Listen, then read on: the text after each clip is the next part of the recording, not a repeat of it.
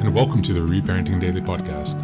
In this podcast, we'll dive deep into reparenting, exploring all of the tools and resources that you'll need to help you along your journey. This podcast is divided into 3 sections.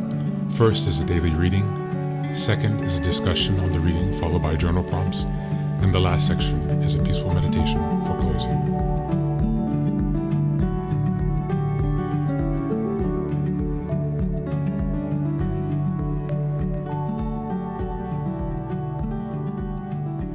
Good morning, good afternoon, and good evening from whenever and wherever you're joining us. Thanks for being here for another day of Reparenting Daily. For all those joining in for the first time, if you can go ahead and give us a like, share, subscribe, it would really help us to get some more engagement and to get some 5-star reviews on Apple and Spotify podcast, so we can go ahead and keep the word spreading about this podcast and hopefully continue to reach and help as many people as possible along their reparenting journey. That's one way to support the podcast, of course. Another announcement is that we also have a Patreon community where we meet 3 times a week on Sunday, Tuesday, and Thursday. Sunday is a group meditation, Tuesday is a book club meeting, and Thursday is an open topic discussion where we communicate.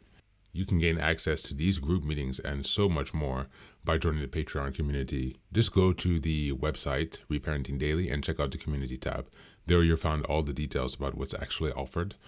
We also have a WhatsApp group and much more to look forward to that will really help you along with your healing journey.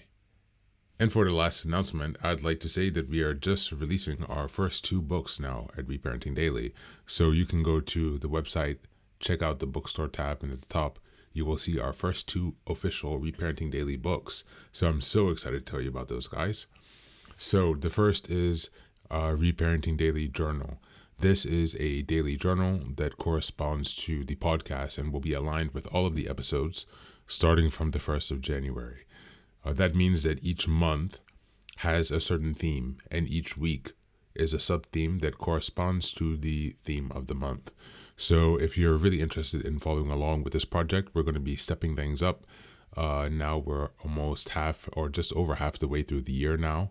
So for the second year of the podcast, we're going to be taking it up to a different level, doing some different things to make it more actually interactive and engaging. So I'm really looking forward to that. You can find that on Amazon also if you just search Reparenting Daily Journal. And the second book is a really interesting one that's close to my heart.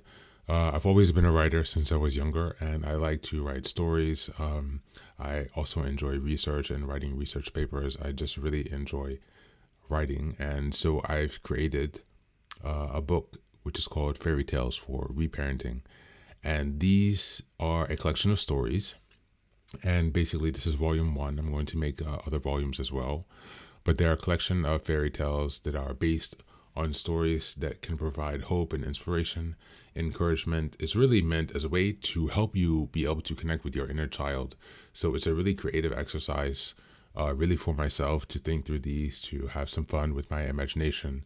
But also reading them is really a good way to connect to your inner child, to get to some of those tender emotions, to do something a bit silly or childlike, You can sit there and, take your teddy bear, if you have one, from the practices that some people say when you're reparenting your inner child. This is something that you can also do to support that journey. It's fun. There are happy stories that will just leave you hopeful and inspired. So let me know what you think of those. You can find both of those on the website, and also check out the Amazon store. They are available on ebook as well as hardback and paperback. And the version volume 2 will be dropping sometime soon. I'm not sure if it's going to be in December or either January, but I'll be sure to let you know. Just working on some final edits there, but hopefully to have that around the corner. So without further ado, let's get started on the daily. Today's reading is from the 48 Laws of Power, and today we're reading Law 4. Always say less than necessary. Judgment. When you are trying to impress people with words, the more you say, the more common you appear, and the less in control. Even if you're saying something banal, it will seem original if you make it vague, open-ended, and sphinx-like.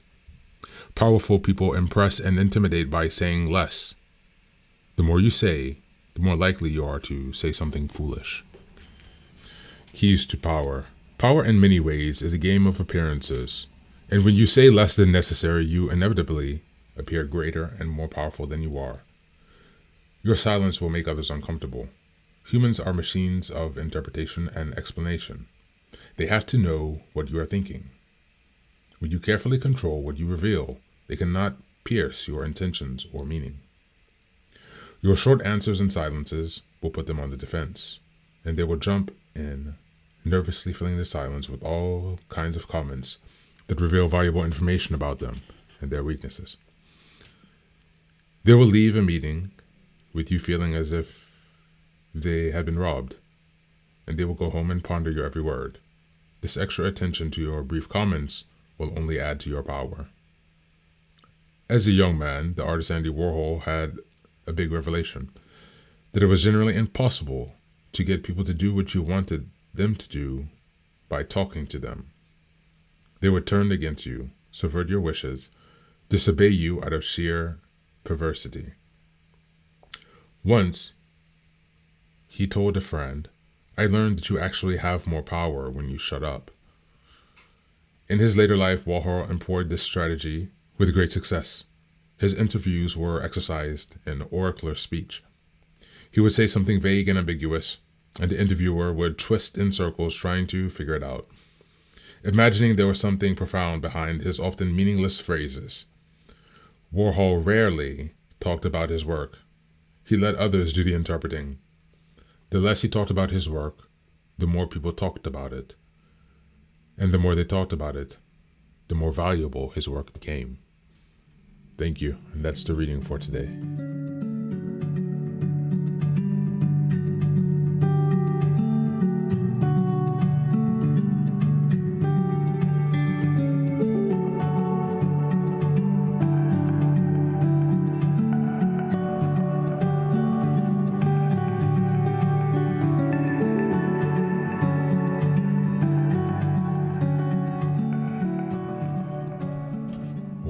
Welcome back.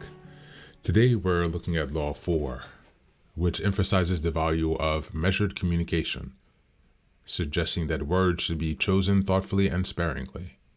In reparenting, this principle encourages us to be mindful of self-talk, acknowledging that the words we use with ourselves can have lasting impacts on self-worth and inner peace. For those who grew up with negative or critical voices in their lives, learning how to communicate with ourselves with kindness and simplicity is essential. It's about developing an inner dialogue that is calm, supportive, and empowering. In reparenting, saying less than necessary can mean quieting the inner critic, reducing overthinking, and choosing affirming, encouraging words instead. Practicing this also helps build self-trust. By not overwhelming ourselves with excessive judgment and doubt, we create a space for our true feelings and intentions to emerge. This approach nurtures a gentle, caring internal environment where our inner child can feel safe to express themselves and to grow naturally. As we dig deeper to reflect on the journal prompts, number 1, building mindfulness of your self-talk. This is about time when you felt overwhelmed by negative self-talk. What words or phrases were you repeating, and how did they make you feel? Consider how you could have simplified or softened that inner dialogue. Write down a few encouraging words next to the texts of doubt when it arises the next time. Number 2, practice silence and reflection. Reflect on an area of your life where you tend to overthink or over-explain, even to yourself. How does this impact your sense of peace? How might practicing silence or saying less help you feel more grounded and clear? Write about one way you could introduce this practice into your daily life. And number 3, reclaiming inner peace. Describe a moment when you felt at ease, simply by reducing mental clutter or negative self-talk. What emotions or realizations did you experience? How could you simplify your self-talk to help you become more deeply connected with your inner child? Write some affirmations that embody this approach. Thanks for being here, and as always, take care of yourself and be well.